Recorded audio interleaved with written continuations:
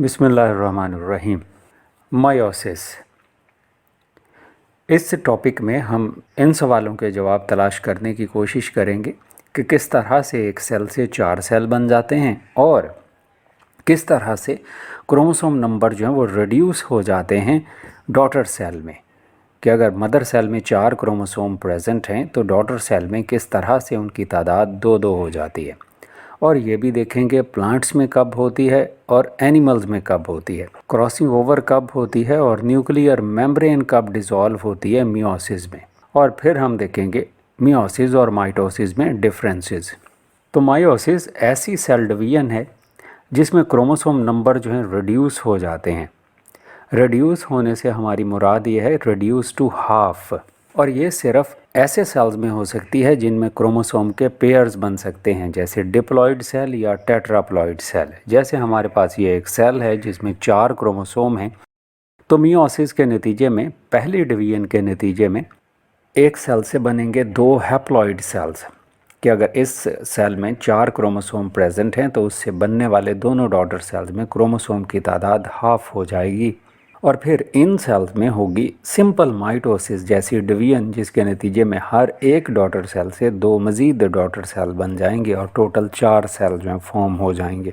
Animals में meiosis गैमीटोजेनेसिस के वक्त होती है, मेल्स में स्पर्म फॉर्मेशन के वक्त और फीमेल्स में एग फॉर्मेशन के वक्त, जिस वजह से गैमेट्स जो हैं वो हैप्लॉइड होते हैं एनिमल्स में। जबकि प्लांट्स में ये स्पोर फॉर्मेशन या स्पोरोजेनेसिस के वक्त होती है। तो स्पोर्स हमेशा से रिडक्शन डिवीजन के नतीजे में बनते हैं पौधों में, जिस वजह से वो हैप्लॉइड होते हैं। और प्लांट्स में चूँकि स्पोर्स जब जर्मिनेट करते हैं तो एक और जनरेशन गैमीटोफाइट बना देते हैं माइटोसिस के थ्रू, जिनमें माइटोसिस के थ्रू ही गैमेट्स प्रोड्यूस होते हैं। तो मायोसिस को हमने 2 कंसेक्टिव डिवीजन्स में डिवाइड कर लिया है, मायोसिस 1 और मायोसिस 2। मायोसिस 1 ऐसी डिवीजन है जो कि असल में रिडक्शन डिवीजन है, जिसके नतीजे में एक डिप्लॉइड या टेट्राप्लॉइड सेल डिवाइड करता है और उस क्रोमोसोम नंबर जो है वो हाफ हो जाते हैं। जैसा डिप्लॉइड सेल जब डिवाइड करेगा तो 2 मोनोप्लॉइड सेल्स या हैप्लॉइड सेल्स में वजूद में आ जाते हैं। इसको भी हमने डिवाइड किया है प्रोफेज़ 1, मेटाफेज़ 1, एनाफेज़ और टीलोफेज़ जैसी स्टेजेस में। फर्स्ट वन है प्रोफेज़ 1। माइटोसिस की प्रोफेज़ से थोड़ी डिफरेंट है कि यहाँ पर क्रोमोसोम्स जो हैं वो होमोलगस पेयर्स की सूरत में होते हैं। होमोलगस पेयर से हमारी मुराद ये है कि तमाम तरह के एनिमल्स और ज़्यादातर प्लांट्स भी सेक्सुअल रिप्रोडक्शन के नतीजे में वजूद में आते हैं, जो 2 तरह के गैमेट्स के मिलने से बनते हैं। उन 2 तरह के गैमेट्स में एक स्पर्म और एक एग होते हैं। तो हमने आधे क्रोमोसोम हमारी मदर से और आधे हमारे फादर से लिए हुए होते हैं। और हमारा पहला क्रोमोसोम जो हमारे फादर का है वो बिल्कुल हमारी मदर के जैसा होता है। इवन दोनों पर जीन्स भी एक जैसे होते हैं, सिवाय इसके कि वो अलील डिफरेंट हो सकते हैं, अल्टरनेटिव फॉर्म्स हो सकती हैं उनकी, तो उन्हें हम कहते हैं होमोलगस पेयर्स। तो ये जो होमोलगस क्रोमोसोम है, से पहला क्रोमोसोम हम में 2 दफ़ा मौजूद है, उसकी 2 कॉपीज़, तो ये दोनों एक दूसरे के साथ पेयर अप भी होते हैं।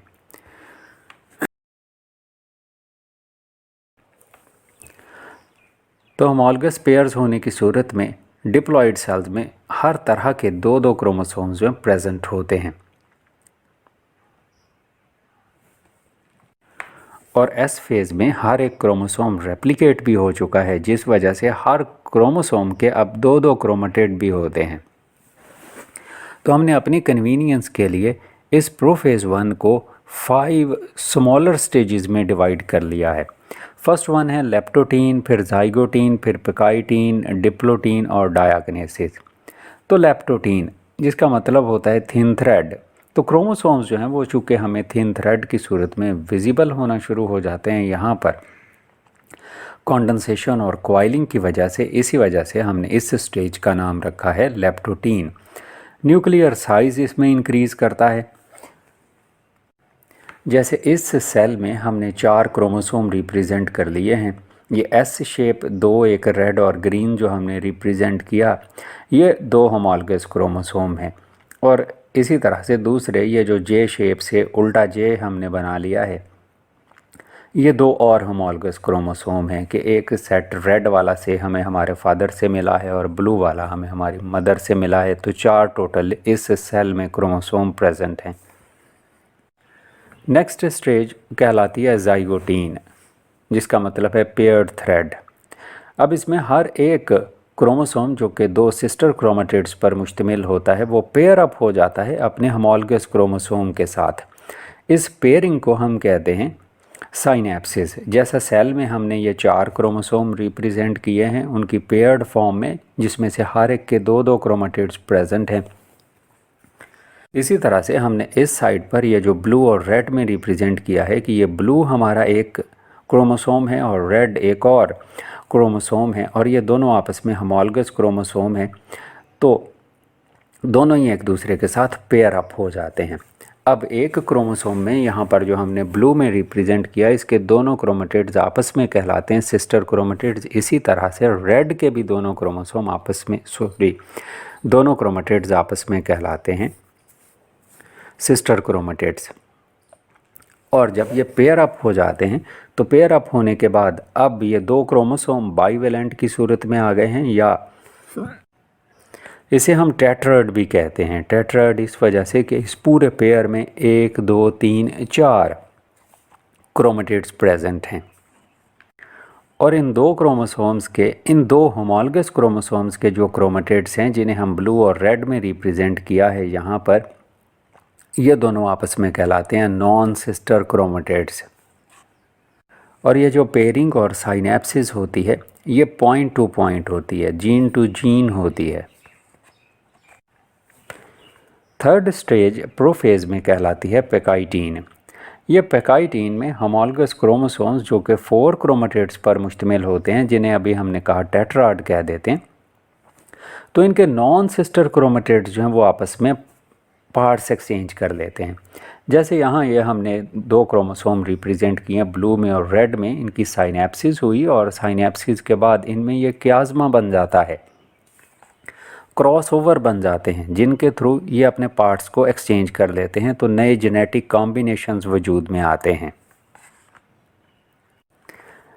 कि जीन का वो अलील जो यहाँ पर प्रेजेंट था ब्लू पर वो रेड पोर्शन के साथ चला जाता है, और इस होमोलगस क्रोमोसोम जिसे हमने रेड में रिप्रेजेंट किया है उसके अलील्स ब्लू वाले होमोलगस क्रोमोसोम पर शिफ्ट हो जाते हैं, जिससे नए जेनेटिक कॉम्बिनेशंस जो फॉर्म होते हैं जो बदलते हुए हालात में सर्वाइवल में हेल्प करते हैं ऑर्गेनिजम्स की। नेक्स्ट स्टेज जो कि डिप्लोटीन कहलाती है, इसमें होमोलगस क्रोमोसोम एक दूसरे को रिपेल करना शुरू कर देते हैं और एक दूसरे से थोड़ा दूर हो जाते हैं, लेकिन सेपरेशन कंप्लीट नहीं होती इसमें भी। लास्ट वन प्रोफेज में जो फेज़ है that is called as the diakinesis, और डायाकिनेसिस में कंडेंसेशन ऑफ क्रोमोसोम बहुत ज़्यादा हो जाती है, होमोलगस क्रोमोसोम सेपरेट हो जाते हैं, लेकिन हो सकता है किसी एक आध पॉइंट से ये जुड़े हुए हों, कोई ना कोई न्यूक्लियोलाई डिसअपीयर हो जाते हैं लेकिन न्यूक्लियर मेम्ब्रेन नहीं। तो इस तरह से हमने 5 डिफरेंट स्टेजेस में डिवाइड कर लिया अपनी प्रोफेज को।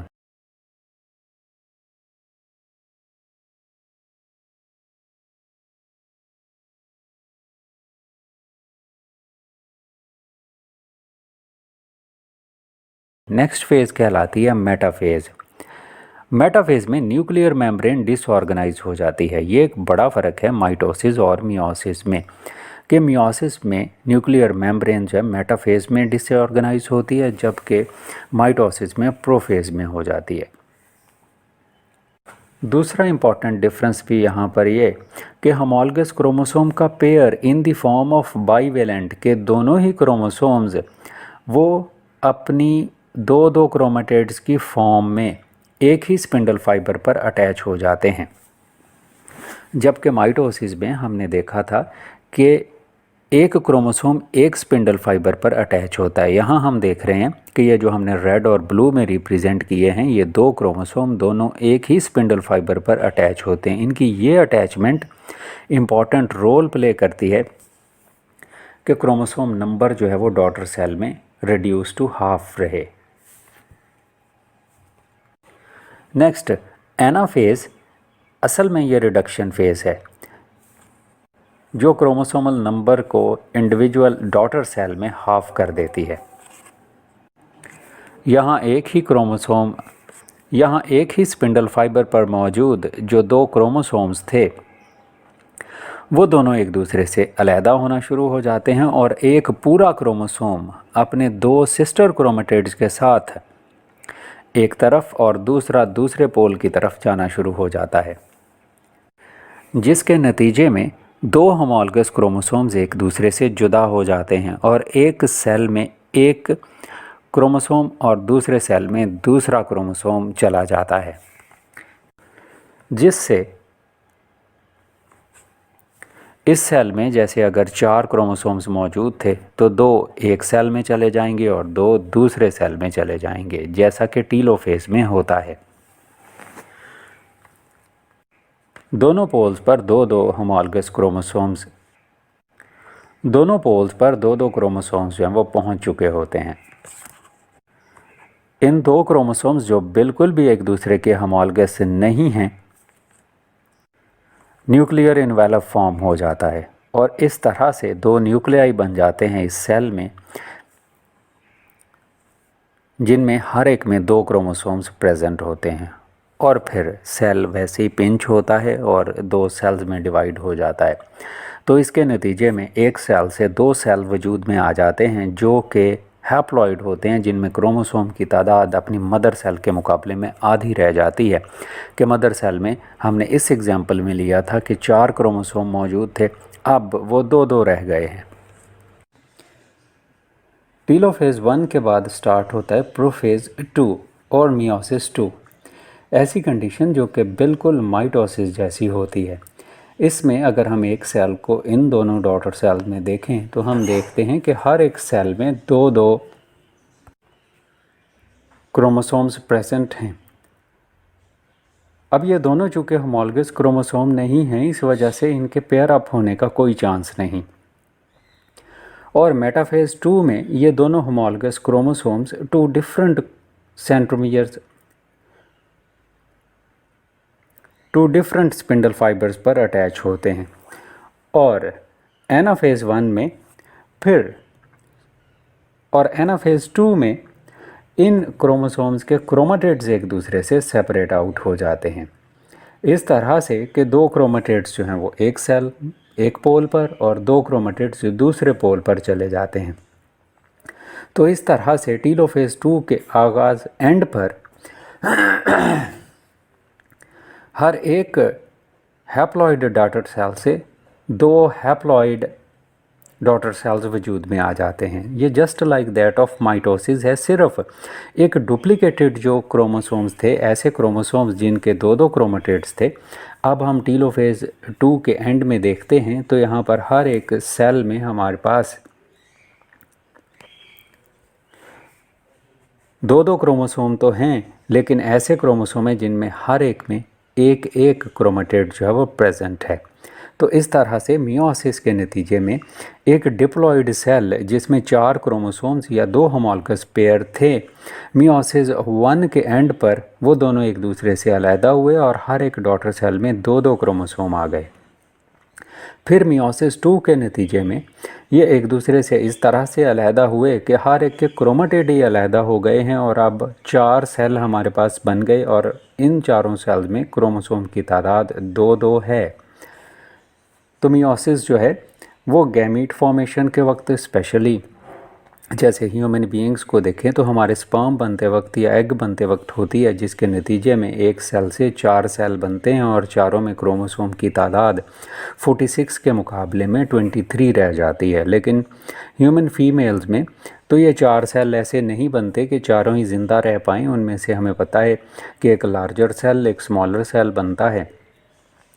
लार्जर सेल में तो मियोसिस के नतीजे में वो तो 23 क्रोमोसोम आ जाते हैं, लेकिन स्मॉलर सेल जो है वो अबॉर्ट हो जाता है, जिसे पोलर बॉडी कहते हैं। इसी तरह से ये लार्जर सेल फिर मियोसिस 2 के ज़रिए से डिवाइड करता है और एक लार्जर सेल और एक स्मॉलर सेल बनाता है,